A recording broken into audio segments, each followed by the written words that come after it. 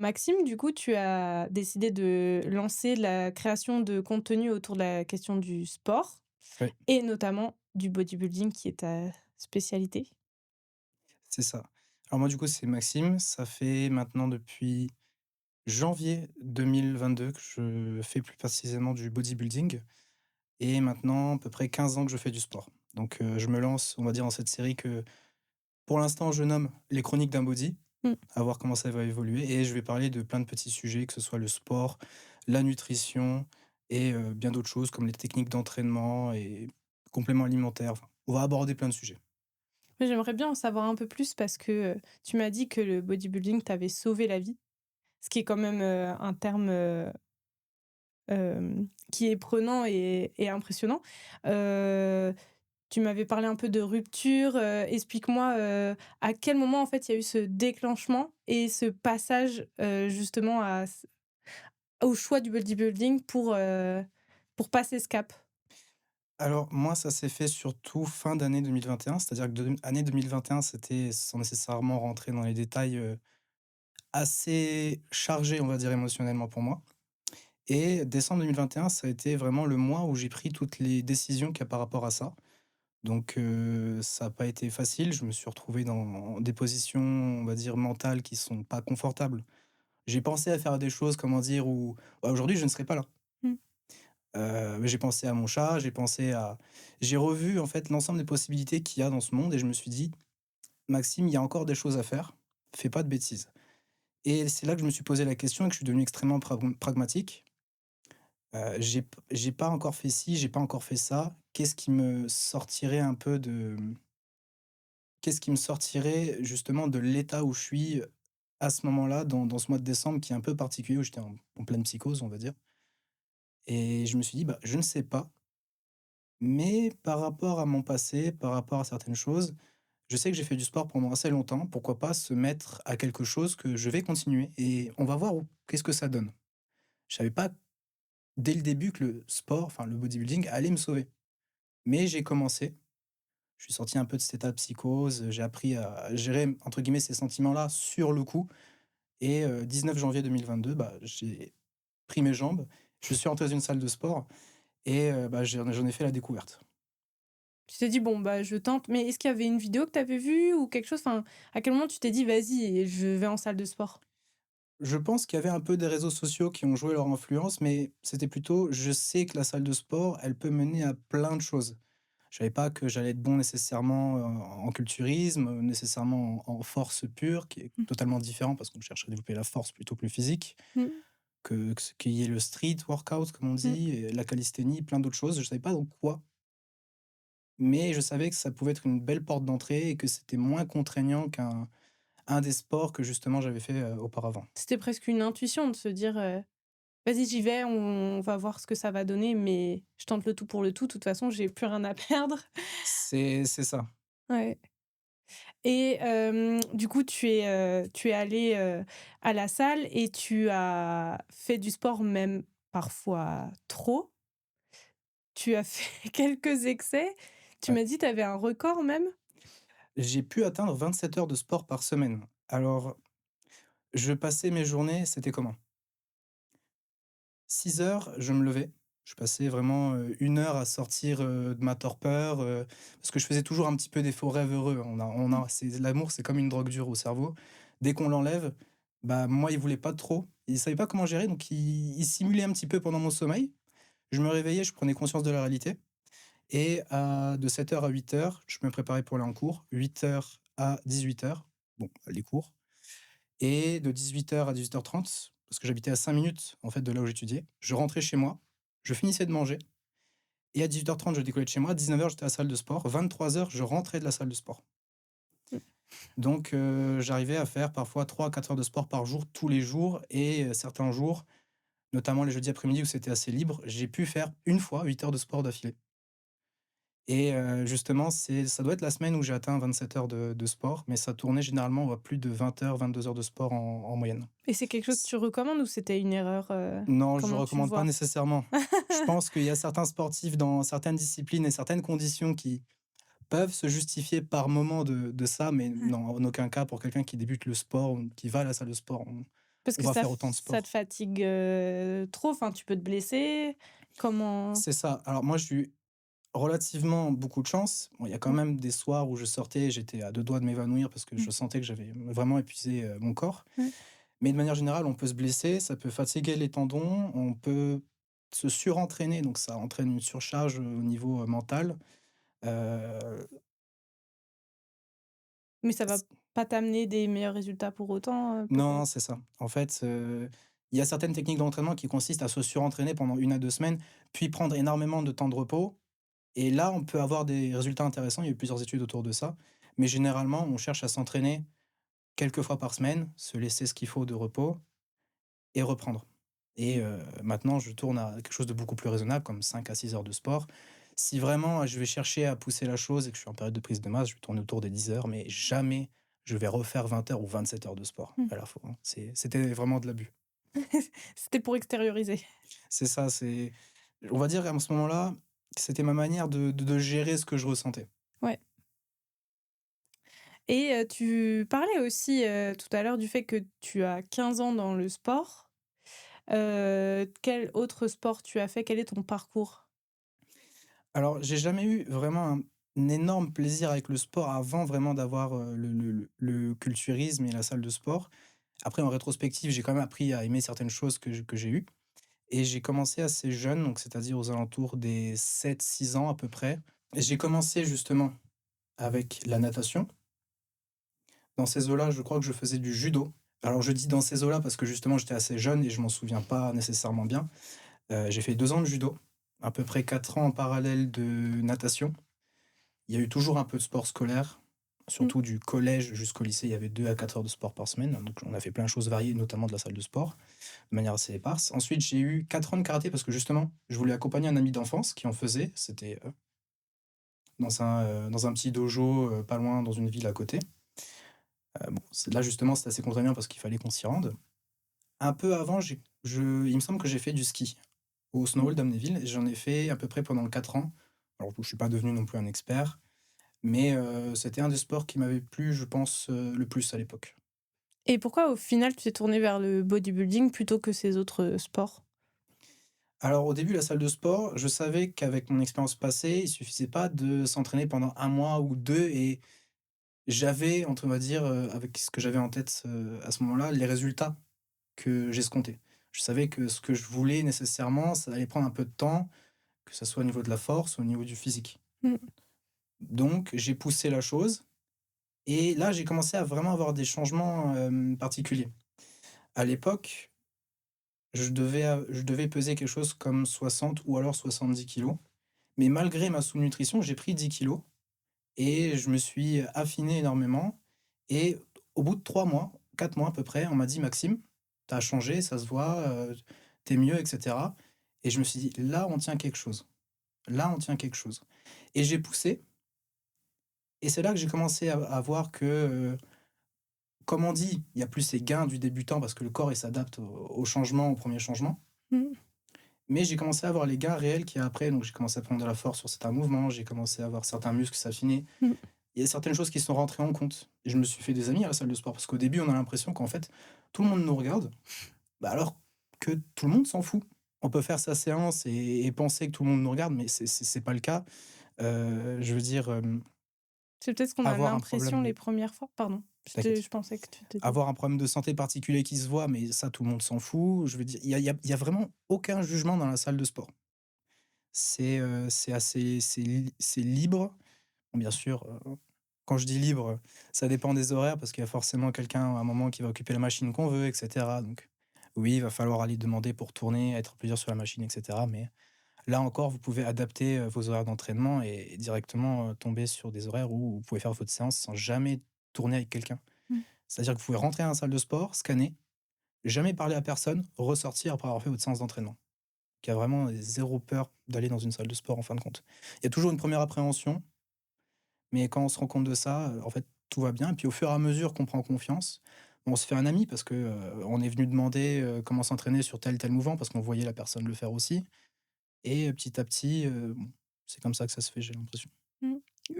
Tu parles en tout cas pour les hommes ou pour les filles aussi potentiellement? Alors malheureusement, je pense que J'allais dire que pour les femmes, c'est un peu plus compliqué parce que, bah, Parce que les non, hommes, mais là, on parle de manière, honnête et transparente, hein, donc on peut dire les choses, hein. j'ai envie de dire, les hommes, c'est un certain calvaire parfois, donc Mmh. ça peut être peut-être compliqué pour certaines, mais de manière générale, j'ai pas l'impression que ça soit compliqué pour, tous. Hem, il y a des techniques d'entraînement peut-être un peu différentes parce que, bah, femmes et hommes, il y a pas nécessairement les mêmes hormones dans le corps. Il y a certaines périodes qui sont plus difficiles que d'autres, mais il y a pas de barrière à l'entrée nécessairement pour que ce soit les femmes, Mmh. hommes, ou non binaires, peu Ça vaut le importe. coup à tout le monde d'y aller, C'est ça.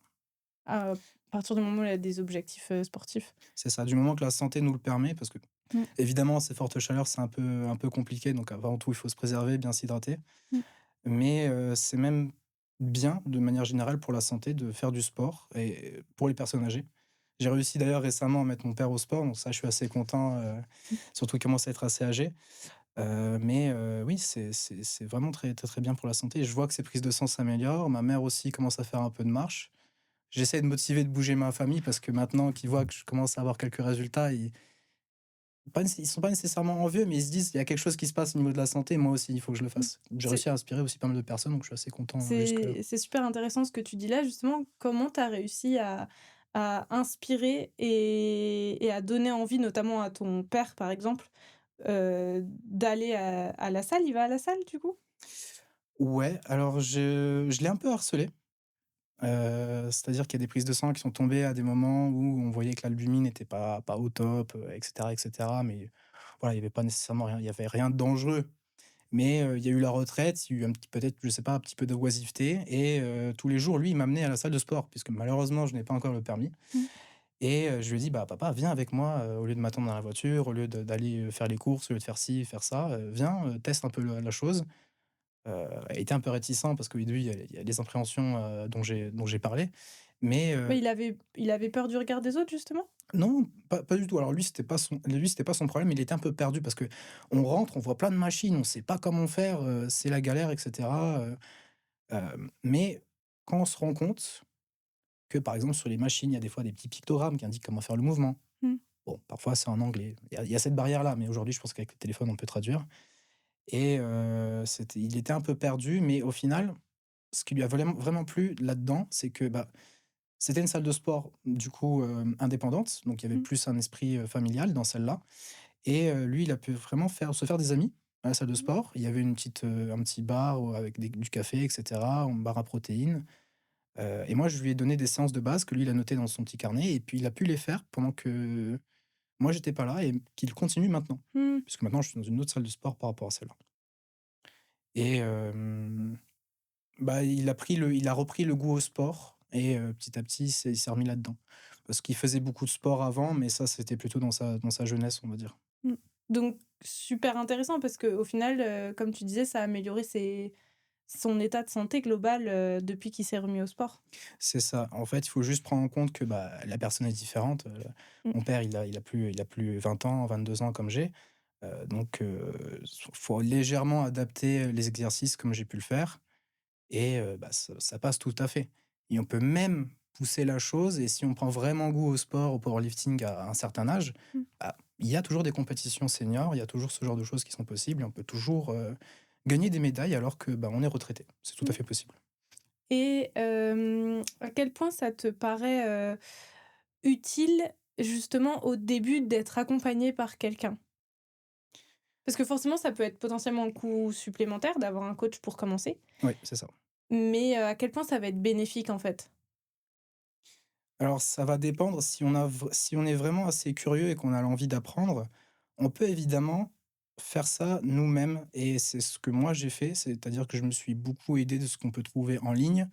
J'ai été demander deux trois conseils, bon, pas nécessairement à chaque séance de sport, mais de temps en temps à quelqu'un qui faisait son entraînement et petit à petit, en rassemblant ces données, en regardant comment faire certains mouvements sur internet, j'ai commencé à faire, comment dire? Ce que je fais aujourd'hui. Alors moi, c'était très simple au début. J'ai pas cherché plus loin. La seule personne que je connaissais dans le bodybuilding, à l'époque, c'était Arnold Schwarzenegger. Parce qu'on le connaît en tant qu'acteur, gouverneur de la Mmh. Californie, et Mmh. cetera. Mais il vient, lui, du culturisme à l'origine et il a Mmh. gagné plusieurs Mister Olympia dans les années 70. et j'ai retrouvé exactement ces séances sur internet. J'ai regardé comment faire chaque mouvement et je les ai faits, à différents niveaux, à différentes intensités et je les ai adaptés au fur et à mesure du temps et maintenant, bah, évidemment, ma séance ne ressemble plus du tout à ça parce que, bon, Mmh, bah, c'est pas adapté à ce que mes mmh, besoins actuels et mes mmh, objectifs, mais on peut tout à fait commencer sans coach. mmh. Après, c'est beaucoup plus simple, je le reconnais, et moins, on va dire, charge mentale d'avoir un coach. Si notre budget le permet, je le recommande parce que c'est moins, on va dire, c'est moins un bordel, Mmh. de On manière va peut-être générale. gagner du temps. C'est ça. Mmh. On gagne du temps, il peut peut-être donner des conseils aussi sur la nutrition, adapter au fur et à mesure, parce que lui, il a l'expérience de tout ce qui les gens qu'il a coachés. Il a son expérience propre, il a l'expérience potentiellement d'un diplôme. Évidemment, c'est mieux d'avoir un coach avec un diplôme ou Mmh. un coach qui a, quand même pas mal de temps dans le sport de manière générale. Mais lui, il va pouvoir gérer plusieurs variables en même temps et optimiser la chose dès le début. Mmh.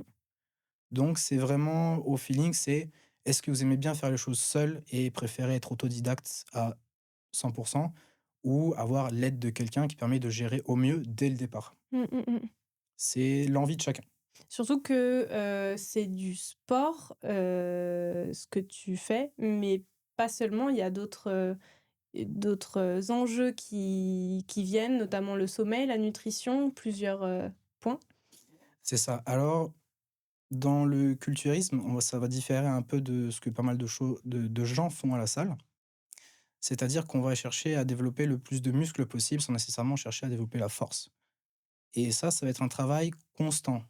Pas un travail constant dans le sens sportif, ça va bien sûr englober le domaine sportif, mais on va devoir dormir le plus possible, ou alors, si on dort moins, comment optimiser son sommeil. Mmh. Peut-être qu'il y a une vitamine, il y a un complément, il y a quelque chose.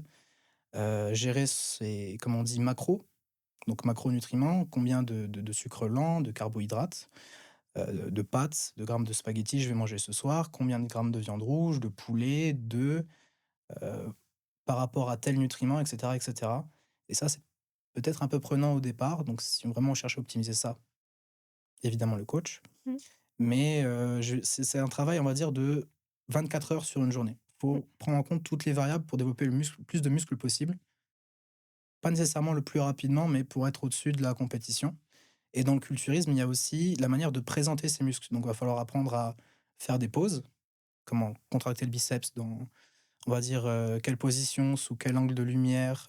Il y a des gens, par exemple, pour revenir à Arnold Schwarzenegger, lui, il a pris des cours de danse à l'époque, en parallèle de ce qu'il faisait, pour savoir justement comment adapter et gérer son corps dans l'espace, comment faire du, comment on dit, du posing et se présenter devant les juges. Parce que ça va être au final, c'est un peu le sport de l'ego, de l'apparence où on cherche à se représenter le mieux et on est au final jugé par 4 personnes en bas de la scène, et un public, qui nous acclame ou non, quoi. Mmh. On penserait pas qu'il y en a qui prendraient même des cours de danse pour savoir, poser justement. C'est super intéressant. Toi, tu en as pris? Non, j'ai beaucoup songé, mais comme mon emploi du temps est un peu compliqué et que j'essaie de Mmh. faire plein de choses en parallèle, c'est, plus complexe. Donc je prends toujours 10 à 15 minutes à la fin de mes séances si j'ai le temps, Mmh. même parfois un petit peu chez moi pour faire du posing. Et je regarde, alors je prends énormément de photos. Ah, si on Mmh. ouvre ma galerie, je pense que le Au secours! 90 des c'est ça, 90 des photos, c'est moi. Ouais. Mais ça me permet de redevenir en rétrospective et de voir comment j'ai progressé par rapport à tel muscle. Si, le biceps gauche, il a progressé plus par rapport au biceps droit, de voir s'il y a des différences, de la symétrie, voir comment mon posing, il a évolué. C'est un vrai suivi plutôt que, comme à l'ancienne, avoir un petit carnet de notes ou des photos ou ce genre de choses. Ouais, Bah, tout est numérique. Je mets ouais, des outils numériques d'aujourd'hui. ouais. Parce que on peut se dire que c'est le fait de se prendre en photo justement, c'est juste parce qu'on s'aime trop, enfin, il y a un peu ce jugement sur l'ego, mais finalement c'est pas ça, c'est pour avoir une base de données d'études pour ton évolution. Alors moi, c'est avant tout ça, c'est ça. C'est-à-dire que, bah, évidemment, je m'en sers aussi pour mon Instagram, donc ça fait un peu, on va dire, mon portfolio, Mmh, parce que dans ce sport-là, c'est un des sports les plus coûteux parce qu'on mange énormément, mmh, on cherche à tout optimiser, parfois ça nous prend énormément de temps et d'argent. Parfois en milieu professionnel, on va payer des compagnies, on va dire, de meal prep, donc de préparation à l'avance de mmh, nourriture, donc ça va prendre énormément d'argent et vis-à-vis de ça, bah, mon compte Instagram, ça va permettre de peut-être d'avoir des sponsors, ce genre de choses, mmh, donc ça me sert à mon compte Instagram. Mais ça me sert aussi à, comment dire? Évidemment, adapter mes techniques d'entraînement, voir ma progression et ouais, il y a de la satisfaction personnelle évidemment, donc Mmh. constater les résultats et parfois je me dis: «Bah, merde». Il y a des fois où je me suis retrouvé à prendre des photos, ça c'est de plus en plus récemment maintenant que Mmh. ça progresse bien. Il y a des photos, des fois je les prends à la salle de sport, je regarde mon téléphone et je me dis: «Merde, c'est moi ça?» et j'en repense à, Mmh. mes premières années et je me dis: «Ah bah, Maxime, tu jamais imaginé» et c'est là que je me dis: «Bah, je suis content de pas avoir arrêté le sport». Mmh. Tu atteint tes objectifs, en tout cas sur certains axes? Ouais, c'est ça. Il y a les premiers objectifs qui, je pense, ont été largement atteints, même il y a certains qui ont été explosés. Heu, il y a j'ai pu développer pas mal de force alors que c'est même pas mon objectif principal, donc on va Mmh. dire, voilà, il y a des facilités dans certains domaines. Mmh. J'ai pu constater certains points forts musculaires, plutôt que d'autres. Je sais à peu près comment mon physique, si jamais j'arrive à faire Mister Olympia, il ressemblera parce qu'il y a tel point fort. Je sais que j'ai une espèce de petit trou dans le pectoral gauche Mmh. et cetera, que ça se voit sous certains angles, que Mmh. je peux faire telle ou telle pose dans telle manière pour, amoindrir ça. Mais ouais, il y a beaucoup de choses qui ont progressé et ça, je suis assez fier. Et tu peux dire que tu as pris à peu près combien de temps pour atteindre, tes objectifs? Alors je pense que les premiers ont été atteints, je pense que de 2022 à 2024, les premiers objectifs ont été atteints. En 2 ans de travail? Ouais, à peu près. Mmh. Même début 2024, 1 an et demi à peu près, parce que moi j'étais assez, on va dire, bien portant avant. Mmh. J'étais bien portant avant, j'ai pu faire un petit peu de sport à la maison avant la salle de sport. Ça a permis de maintenir un poids, on va dire, plutôt raisonnable, Mmh. même si sur la fin de ce qui s'est passé en 2021, je devenais confortable, donc je commençais à reprendre un peu de poids.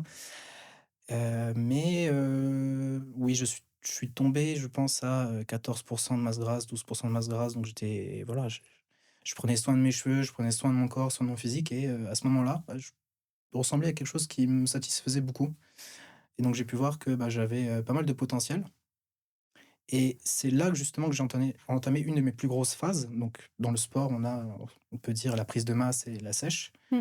et quand on est en prise de masse, on ressemble pas nécessairement au physique qu'on veut avoir. On est parfois bien portant, Mmh. très gras, visage rondelé, donc ça, c'est ce que j'ai été pendant 2 ans après. Donc j'ai mangé vraiment comme un ogre. Je me suis énormément alimenté, j'ai fait pas mal de sport, mais ça m'a permis de prendre énormément de muscles et maintenant que je suis en sèche depuis janvier Mmh mh. et que ça progresse de plus en plus, c'est là que justement que je me rends compte, en prenant des photos: «Merde Maxime, ça c'est Mmh. toi». Parce que je vois que les derniers 2 ans de travail à la salle de sport, bah, ils ont pas été pour rien. Mmh. Donc voilà. Les premiers résultats, ils vont venir assez vite, surtout si, vous partez, comment dire? Si on part d'une masse grasse assez élevée. Peut-être qu'il y a pas mal de muscles derrière, donc il suffit juste de bien s'alimenter, de faire du sport et en quelques mois, on peut avoir le physique qu'on veut. C'est peut-être un peu plus compliqué dans certains cas ou l'inverse, si on part, d'une masse grasse faible, d'un poids faible, parce que c'est sûr que si on est potentiellement capable d'être quelqu'un de 150 kilos de muscles secs, mais qu'on part de 60 kilos, bon, bah, Mmh. il y a 90 kilos de muscles à mettre et ça, c'est pas facile.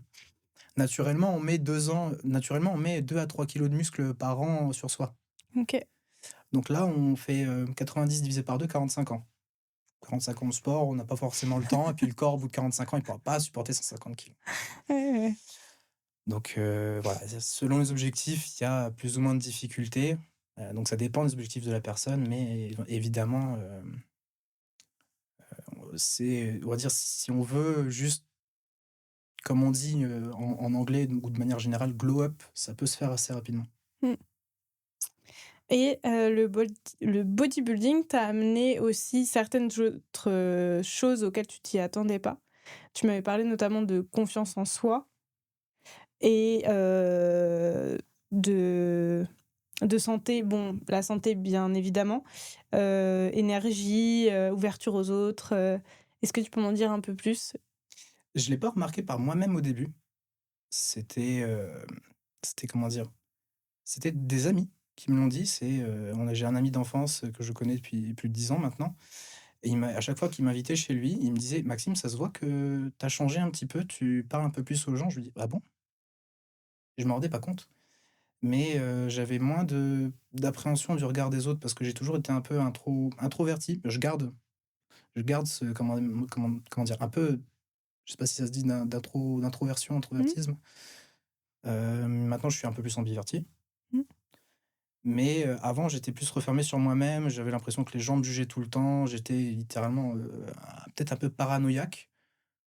Ah su évidemment avant, sur la fin, ça s'est un peu plus arrangé, mais on va dire que la majorité de ma vie, ça a été ça. Parce que clairement, on va dire, je ressemblais à rien au collège, au lycée. J'étais la planète Mars, le petit gros du coin, le Super souffre-douleur sympa. de tout le monde, c'était magnifique. Mmh. Mais, non, non, après c'est venu tout seul sans vraiment que je me rende compte, maintenant en rétrospective, évidemment, je me rends compte qu'il y a eu telle progression. Mais, ouais, c'est venu de manière assez douce, assez calme en fond. Au niveau de la santé, c'est vrai qu'avant je mangeais, sans nécessairement porter un regard particulier sur mon alimentation. Je mangeais à satiété, j'essayais de Mmh. manger relativement varié. Des fois, je mangeais très gras. En fait, je me laissais Mmh. porter par la nutrition, il y a ça qui se passe à la maison, je mange ça, je mange une pizza, je mange des gnocchis, des trucs industriels, des trucs transformés. Je faisais pas gaffe Mmh. et je pense que c'est en partie pour ça que ma peau en a pâli, que mon physique en avait pâli avant. Mmh. Mais dès que j'ai commencé à juger tout par rapport un petit peu au sport, évidemment, au début, j'étais un petit peu parano sur l'entièreté de ma nutrition, mais on peut l'être sans nécessairement rentrer dans plein de détails. Et dès qu'on commence à manger bien, il y a plein de choses, intéressantes qui se passent. On est en meilleure santé, notre peau est meilleure, on réfléchit mieux, de manière plus claire. Ça m'a beaucoup aidé, surtout que j'ai plusieurs troubles, mentaux. Il y aura simplement plein de répercussions, sur la santé et je le vois avec mes prises de sang parce que je suis très attaché à ma santé, en faisant plein d'examens médicaux. Je vois qu'il y a plein de valeurs qui sont, rentrées dans l'ordre. Mmh. J'ai fait une prise de sang au tout début quand justement j'avais atteint ce premier physique dont j'étais satisfait. Je faisais beaucoup de jeûnes intermittents, en plus d'une alimentation qui était, adaptée, variée, riche, et protéinée. Il y avait plus de 6 pages de résultats qui étaient impeccables. J'avais pas de maladie particulière, j'avais pas de marqueurs tumoraux, mes lipides, mes enzymes, tout était absolument nickel. Donc je savais que là, ce que je faisais, c'était bien et que par rapport à, comme je mangeais avant, voilà, ma santé, était, Mmh. 15 fois meilleure. En finalement relativement peu de temps, enfin si on considère qu'en 1 an et demi, 2 ans, tu as pu transformer, ta santé et ton physique, Ah oui, dans une vie, franchement, si on peut faire le sacrifice d'un an ou 2 pour complètement, se transformer, être en meilleure santé, être satisfait de soi-même, changer mentalement et physiquement, je pense que le coup est à prendre. Et ça vaut le parfois, ça coup. peut même prendre moins de temps selon les personnes. Et pour finir, du coup, tu lances, une série de podcasts, contenus, des chroniques comme tu appelles. Qu'est-ce que tu as envie d'offrir aux autres? Moi, c'est vrai que le sport, ça a été ma porte de sortie, mais on va dire que je vais essayer d'inspirer les gens à pourquoi pas faire du sport aussi. Mais s'ils ont envie simplement de découvrir de nouvelles recettes de cuisine, ce qui peut Mmh. être le cas d'un des sujets que je peux aborder, Heu, par exemple, une recette de moins de 30 minutes, qui est composée de 60 grammes de protéines, simple et rapide à faire. Des techniques d'entraînement, par exemple, pour des cyclistes, pour ceux qui font plutôt du street workout, de la calisthénie. C'est partager tous les connaissances que j'ai pu déjà acquérir durant ces, on va dire, 11 premières années de sport et par la suite les 4 années de, salle de sport. Donc transmettre, en fait, mon savoir et donner vraiment l'envie aux gens de transformer leur vie ou de commencer quelque chose qu'ils ne faisaient pas auparavant, de s'améliorer, de changer, de bouger. Trop bien. Et ben, merci beaucoup pour cet Merci échange. à toi.